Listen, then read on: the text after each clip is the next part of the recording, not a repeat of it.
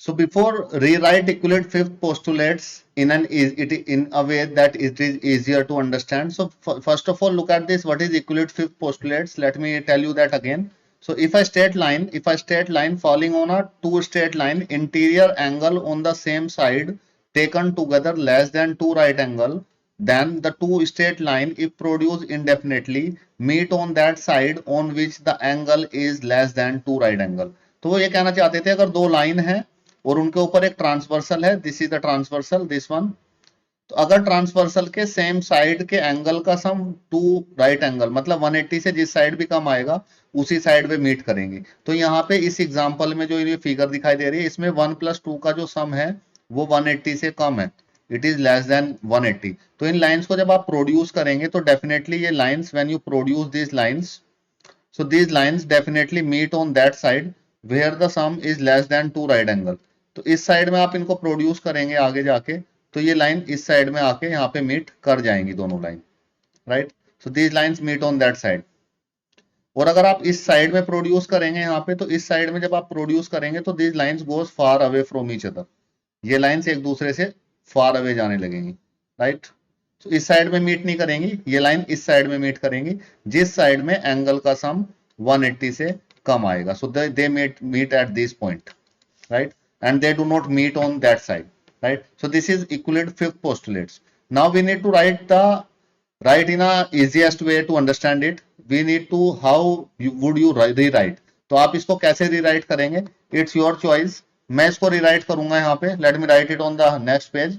सो इसको मुझे रीराइट करना है अगर, so I rewrite it like that, two lines had to be parallel, दो लाइंस पैरेलल होंगी if they are equidistant from one another, दो लाइन पैरेलल होंगी अगर वो इक्विडिस्टेंस हैं एक दूसरे से, right. And they do not have any point of intersection.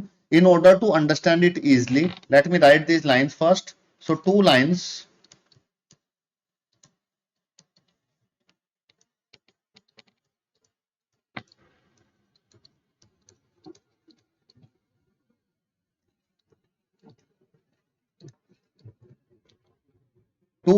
are said to be parallel if they are equidistant,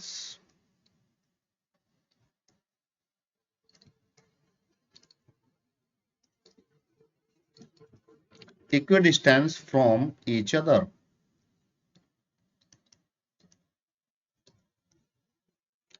and they do not intersect,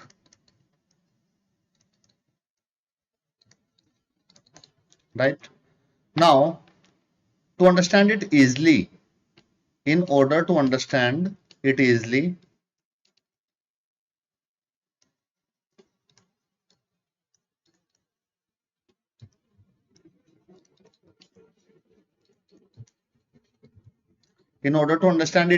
let us take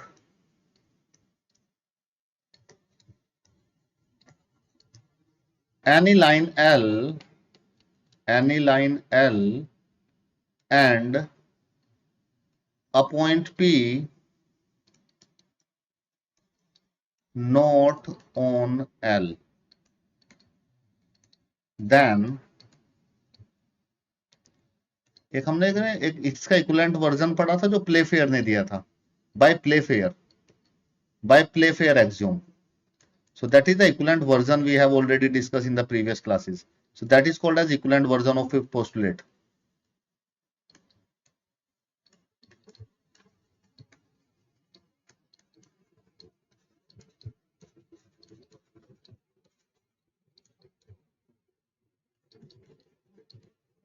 There is a unique line M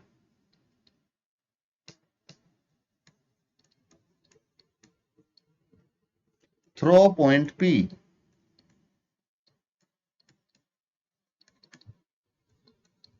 which is parallel to L,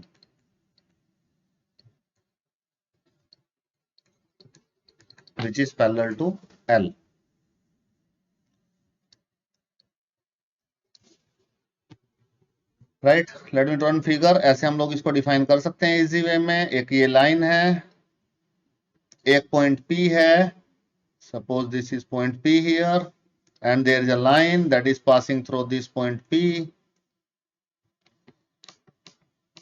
एक line होगी point P से पास कर रही होगी like this.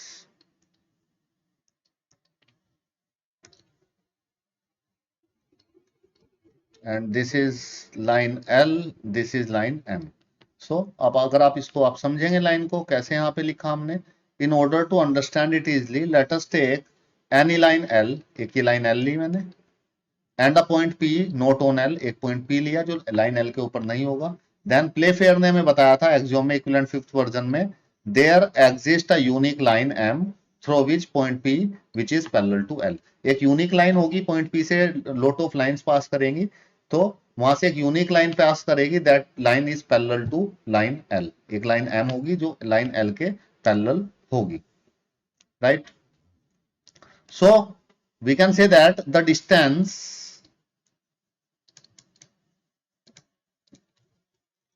distance of a point, the distance of a point from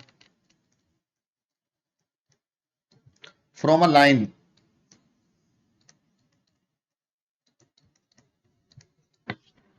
is the length of perpendicular.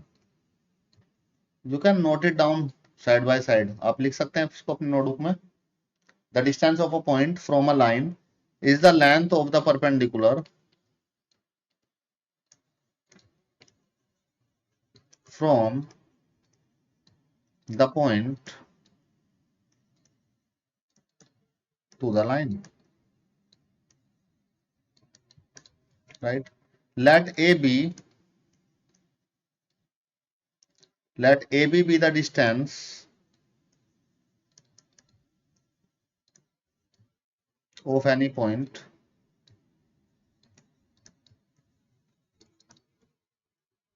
on M from L,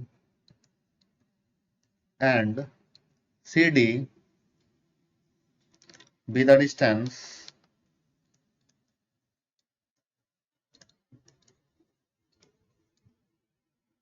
of any point. We can say that it is the distance of any point on L from M. So what does it mean? तो मैंने यहाँ पे मैं let कर रहा हूँ, let AB be the distance of any point on M. M के ऊपर एक पॉइंट मैं यहाँ पे मार्क करता हूँ. Let me mark a point here, A.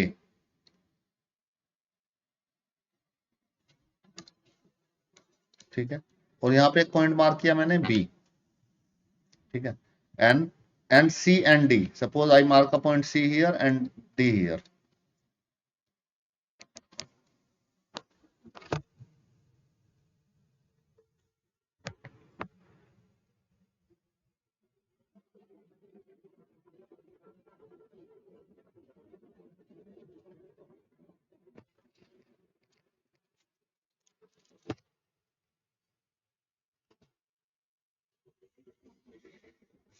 Right, if you read these lines written, I have written the distance of a point from a line is the length of the perpendicular from the point to the line. तो distance होती है point की line से, वो क्या होती है, length होती है परपेंडिकुलर की. कहां से, पॉइंट से, किससे, लाइन पे, राइट. देखिए ये, look at this distance CD and this distance AB. So these are the perpendicular distance CD and AB, right. So CD be the distance of any point on line L. तो हमसे यहां से क्या हम लोगों ने ऑब्जर्व किया, so it is observe that AB equal to CD. So we can write like this, it is observed that AB is equal to CD. In this way,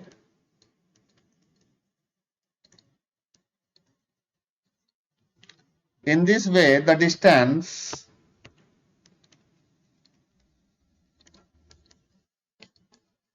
can say that in this way the distance will be the same. तो दोनों के बीच में distance same है for any point. किसी भी point के लिए, कोई भी पॉइंट लें आप, परपेंडिकुलर डिस्टेंस आप फाइंड करेंगे.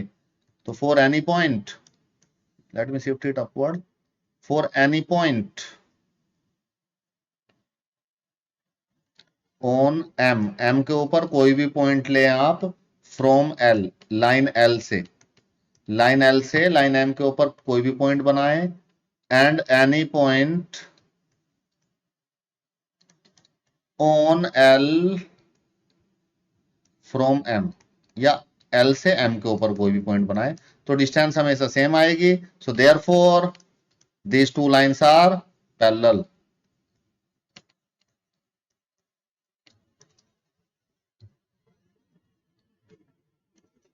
And we can say that these two lines are everywhere equidistant from each other.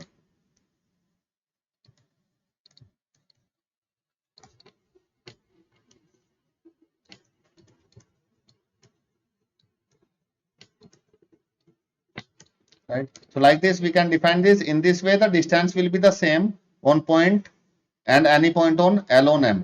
तो अगर आप L से कोई पॉइंट M के ऊपर बनाएंगे, look at the figure here. So L से अगर आपने एक पॉइंट बनाया, L से एक पॉइंट लिया आपने और उसको ज्वाइन कराया लाइन M से, या आप एक पॉइंट ले M के ऊपर और उसको ज्वाइन कराएं लाइन L से, so that distance is always equal. And these two lines are, we can say that these two lines are parallel. So like this we can define and you can write it in your own way also. आप इसको ऐसे define कर सकते हैं. Equilibrium fifth postulate को मैंने क्या किया, वो कहता था 180 डिग्री आना चाहिए, तो हमने क्या किया 180 लेके प्लेफेयर वाले एक्सियोम से उसको एक डिफरेंट वे में like this we can define it, right. And you can write in your words also and you can define by yourself also in a different way in this question, right. Now let's move to the next question. Look at this question number 2. Does Euclid fifth postulates imply the existence of parallel lines? Explain. क्या Euclid का fifth postulates parallel line के लिए implies the existence of parallel line के बारे में बताता है क्या हमें?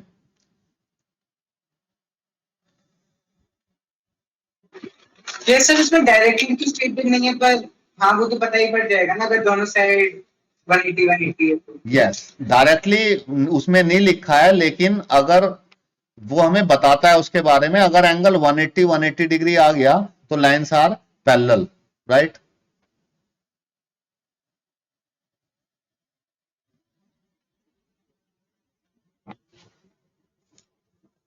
So does Euclid fifth postulates implies the existence of parallel lines? Yes, Euclid fifth postulates implies the existence of parallel line. So what is the answer for this question? The first thing is, does Euclid fifth postulate implies the existence of parallel line? Parallel line की existence को imply करता है क्या? तो answer is yes. Yes, Euclid fifth postulate implies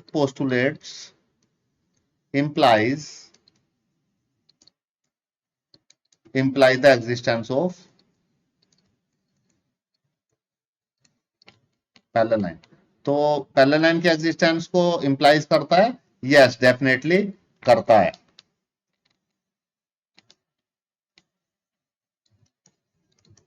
ठीक है, फिर explain करना है. नाउ पहले पार्ट का आंसर हो गया यस. नाउ एक्सप्लेन अगर हम लोग इसको करें, so let us we need to explain it by using the Euclid axiom. Euclid postulates के थ्रू ही हमें इसको एक्सप्लेन करना पड़ेगा. Suppose this is the two line and this is the transversal on this line. Suppose this is line L, this is line M and this is transversal T. तो अगर इसका सम देखें आप, यहाँ पे एंगल 1 और angle 2 and here it is angle 3 and here it is angle 4. So if you check the sum for these lines, so let me explain this. इसको explain कर देते हैं कैसे उसने पैरेलल लाइंस को यहाँ पे डिफाइन किया. So अगर हम लोग देखें 1 plus 2, if 1 plus 2 is less than 180 degree, so Euclid says that these lines when produced indefinitely on that side, अगर इन लाइंस को प्रोड्यूस करें indefinitely तो these lines meet on that side, ये लाइंस इस साइड में आके मीट कर जाएंगी, right. So if you produce these lines, so these lines meet on that side, तो यहाँ पे लाइंस आके मीट करेंगी. ये इनको indefinitely प्रोड्यूस किया मैंने, तो यहाँ पे लाइंस आके मीट कर गई at this point, suppose this point A, right. So if the sum is 180 से लेस था, so what does it mean? इसका मतलब ये हुआ अगर एंगल 3 plus 4 का सम कितना होगा, अगर ये 180 से कम है इन दोनों का सम, टोटल सम 360 डिग्री है, and if this sum is less than 180, so definitely this sum is greater than 180, right? So then it comes out to be, अब इसमें हम लोग क्या करें, suppose if this is the blue line like this and this white line is like this and this transversal is like this falling on here, and this angle is, this is angle 1, this is angle 2. अब हमने angle 1 और 2 को check किया यहाँ पे इस case में, if I check angle 1 and 2 and angle 3 and 4, so इस केस में क्या हुआ, angle 1 plus angle 2 is comes out to be 180 degree in this case, and angle 3 plus angle 4 also comes out to be 180 degree. So इक्विलिड ने बताया था अगर 180 से कम आएगा सम उस साइड पे मीट करेंगे, ठीक है? तो 180 से सम कम नहीं आ रहा है इस केस में, तो 180 से सम अगर कम आएगा उस केस में मीट करेगी, that thing is said by Euclid fifth postulate. अगर सम 180 से कम नहीं आ रहा है तो उस केस में लाइंस मीट नहीं करेंगी, and if the lines do not meet each other then that lines are called as parallel line. तो इक्विलिड फिफ्थ पोस्टुलेट हमें इसके बारे में भी बताता है, ठीक है? Like this we can explain. Now if the sum is 180 degree, 1 plus 2 is 180, so then definitely 3 plus 4 is also 180 degree, and we can say that according to the Euclid fifth postulates 1 plus 2 का sum is not less than 180, so they do not meet each other. ये कभी भी meet नहीं करेंगी, कभी भी intersect, they do not meet or intersect, right? Internet लिख दिया मैंने, इंटरसेक्ट, ओके. सो कभी भी मीट नहीं करेंगी. तो Euclid fifth postulate, this is the explanation. You can give the explanation like this, right? So why, this is the reason, this is the justification. I hope this justification is clear to you, and this is all about this exercise 5.2, and this is all about this chapter Euclid geometry, or we can say that Euclid आप कुछ भी बोल सकते हैं, right? I hope you understood the things which we have discussed during this chapter and you enjoy this chapter also. So we have done a lot of theoretical part, we have done a lot of history in this chapter. That chance to discuss all that histories we do not get in any chapter. और किसी chapter में हमें कोई chance नहीं मिलेगा. So this is all about this chapter, and if you have any problem in any question or any doubt in your mind, हाँ एक question आपने पूछा था, दिव्यांशु पूछ रहे थे क्वेश्चन, दिव्यांशु, हाँ दिव्यांशु आप पूछ रहे थे कि एक्सियोम्स और पोस्टुलेट्स में डिफरेंस. हाँ ये सर, फिर मैंने समरी में देखा तो सर उसमें लिखा था वो सेम होते हैं. हाँ, और आपका क्वेश्चन एक्सियोम और पोस्टुलेट्स अभी सेम होते हैं. In this class 9th, axioms and postulates are same. अभी बहुत ज्यादा जब डिटेल में आप जाएंगे तो these two things are little bit different. थोड़ा सा डिफरेंस होता है एक्सियोम और पोस्टुलेट्स में. एक्सियोम्स क्या होते हैं? एक्सियोम्स जो हैं हमारे यूनिवर्सल ट्रूथ होते हैं, और पोस्टुलेट्स भी यूनिवर्सल ट्रूथ होते हैं, राइट? इनको प्रूव नहीं किया जा सकता, we can not prove that, right? But it is a universal truth. तो एक्सियोम क्या होता है? एक लॉजिकली जो करेक्ट चीज होती है, logically correct, right? It is universal truth and it is logically correct. Logically correct हमारी बैठ रही है कोई चीज, ठीक है? लॉजिक बैठ रहा है और लॉजिकली करेक्ट आ रही है. जैसे कि हमने देखा था कि एक ये पेन है, ये पेन, ये दो पेन है, और अगर ये इस थर्ड पेन के इक्वल है तो this pen is equal to this and this pen is equal to this, so this two pens are equal to each other. If the two things are equal to the same thing, then that two things are equal to each other, right? Okay, let us discuss the summary of this chapter 5, what we have learned from this chapter. So basically the name of this chapter is Introduction to Euclid Geometry. Various in this chapter what we have gone through. In this chapter you have studied the following points. So let us revise that chapter. Let us look at the summary. Though Euclid ने बहुत सारी चीजें terms define की थी. Define a point, a line, plane को define किया था. Definitions are not accepted by mathematician.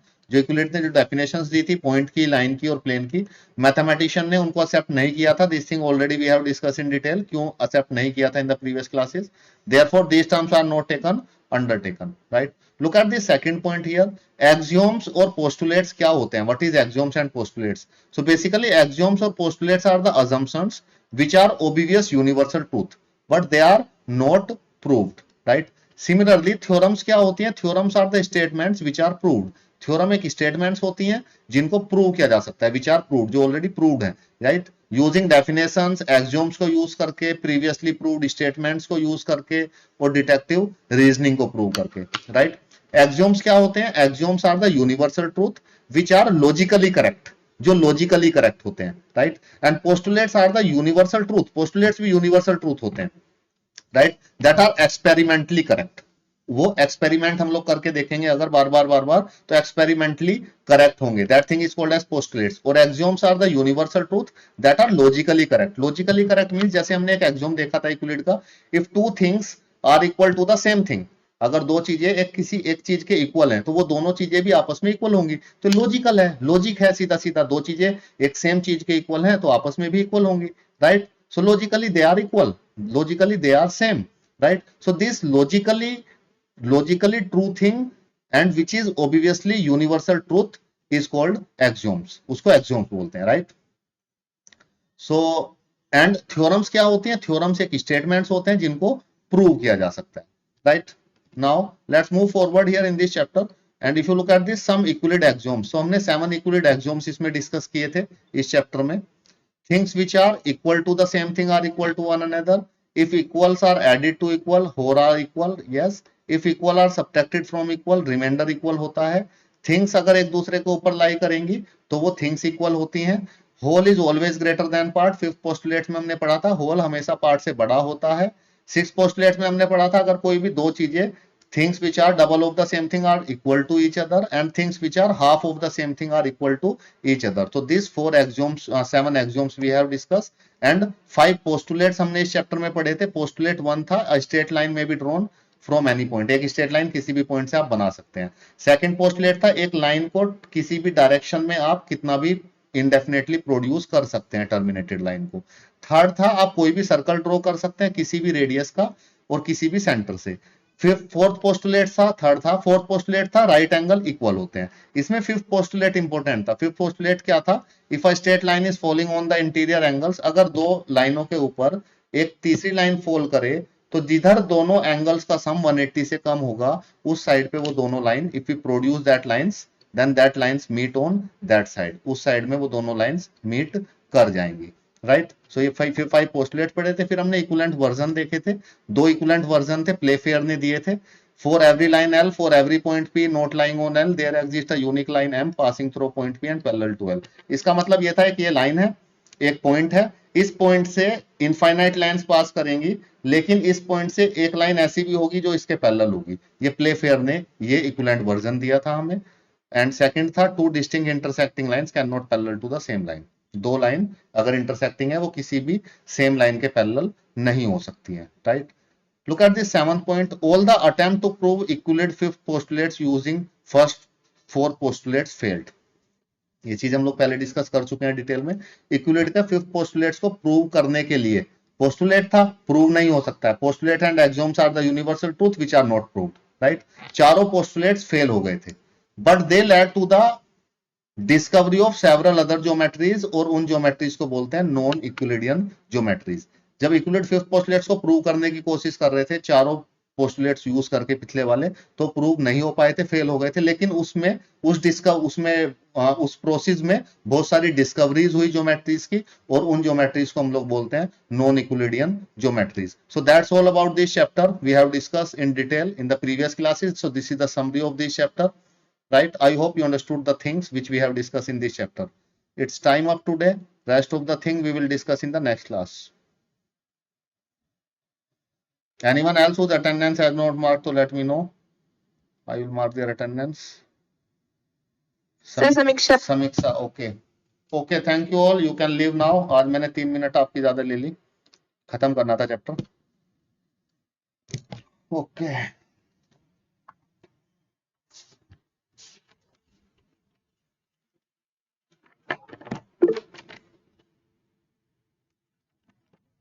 Okay, welcome. Please then. Same to you, Samiksha. Have a great day ahead. Okay, same to you, Ikra.